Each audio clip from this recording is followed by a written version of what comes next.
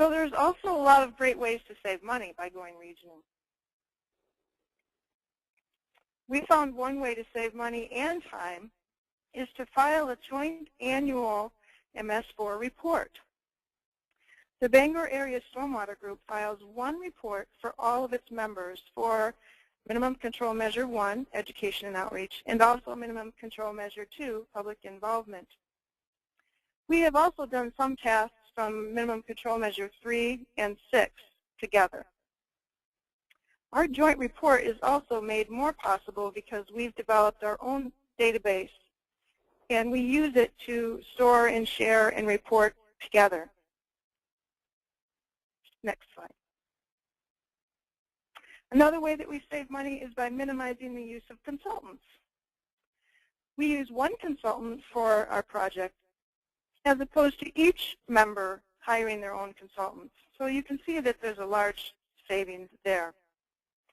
But we're also able to afford to have a paid facilitator who keeps us moving forward on permit activities and reports. And also she does grant writing and puts together our minutes. We also use a consultant to help us develop training, which we then offer free to all of our employees. And we also sometimes offer to our vendors in the area at a very low cost, and contractors. So one example of this is that we needed to do a survey to measure our performance before we started our work, and then we're doing another survey after we've done some of our projects to measure our success. And the first year we used a consultant to do the surveys. And the second round we're going to use grad students and member volunteers, and we're going to see a savings of about $5,200. Another way we save money is by pooling our money. The City of Bangor pays $12,000 in annual dues, but we receive back about $40,000 in services. And if you add the volunteer time that everybody puts in at a value of about $30,000, then our total value that we receive back annually is about $70,000. We've estimated that in the first year, or the first 4 years, we saved taxpayers an estimated of $400,000. And it's, we do our regional dues in a sort of a unique manner. All of our members pay, and they also provide volunteers based on a proportion of their proportionate to their population and state valuation. Next slide. So we started off with a memorandum of understanding, and then we became a nonprofit, and then we applied for tax-exempt status.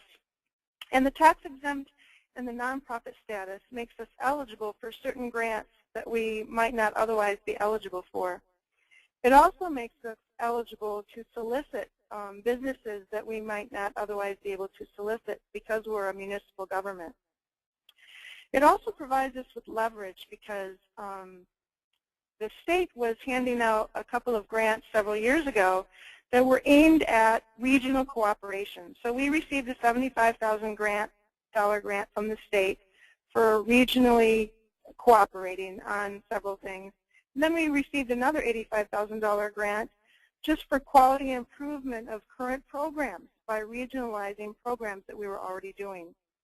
So we got some leverage there, and we really benefited from that. Another way that we generate income is from royalties from the license of the database that we developed called Stormwater Steward.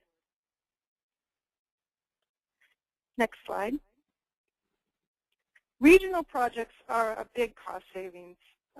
Our 4 regional clusters agreed all together that we didn't individually, we wouldn't be able to provide advertisement, which is what we thought would be hitting the most people with our message.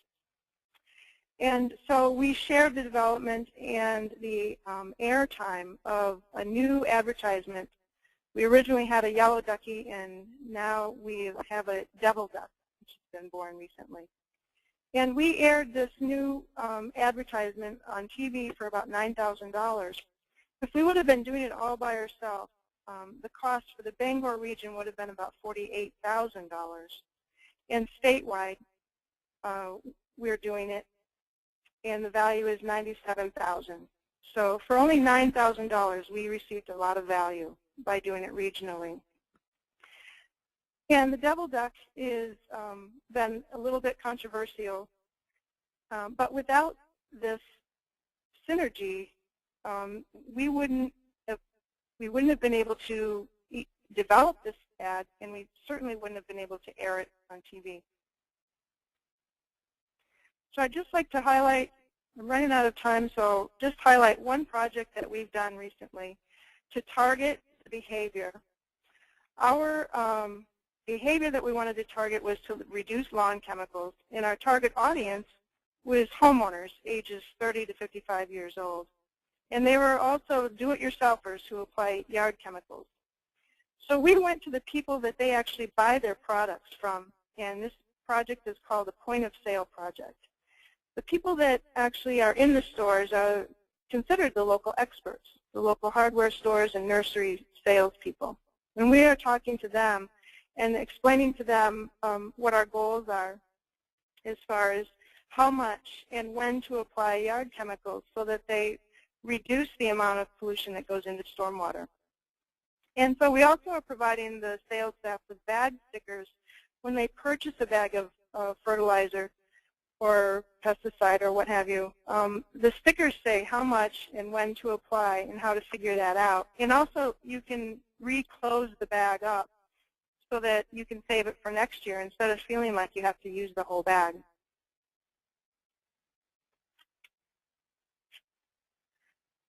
Good housekeeping, the next slide talks a little bit about the fact that basically we want private facility operators to know as much as our own municipal employees know and understand. And so we're going to be doing some training, and they are our target audience for BMP adoption. Next slide. We also realized all of the MS4s have the same issue, which is salt management. We think it might be a limiting factor once we've done lots of projects and best management practices. Salt management might be the remaining factor that might be a problem for our impaired streams. So we know that we need to look at this from a state viewpoint, not on a local level only. And so we've been holding regional roundtables with all of the MS4 regional groups. And the last slide is a picture of our mascot that we call Stormy, who we use to attract people to our booth and our website. And I'll be happy to answer any questions at the end. Actually, Wendy, we've had a bunch of questions come in, and there is one of them that I think maybe we should ask now. Can you tell us more about that survey and how it was administered and how much it cost and what it covered? What was administered? The survey. Oh, the survey. It's called an intercept survey, and it was based on the messages that we were getting out there. We were trying to measure, or I'm sorry, this was before we put the message out there. So we were trying to measure basically what do people know about stormwater, and basically we asked them, you know, where does the water go that goes into the catch basin? And you know, a lot of people don't know where it goes, and various questions like that. So basically we're getting a baseline understanding of where people are, what the public knows and what they don't know. And we'll use the same questions again after we've done all of our projects, which we've done a lot of projects already. So we'll be doing the questions again this summer, the same exact questions in local areas like supermarkets or Sam's Clubs or what have you, where you just get a smattering of all different types of people. Great. Okay. Thanks for that, and thanks for the presentation as a whole. As I said, we're getting more questions now, so we'll have more for you at the end. But for now, we'll move on to the next presentation.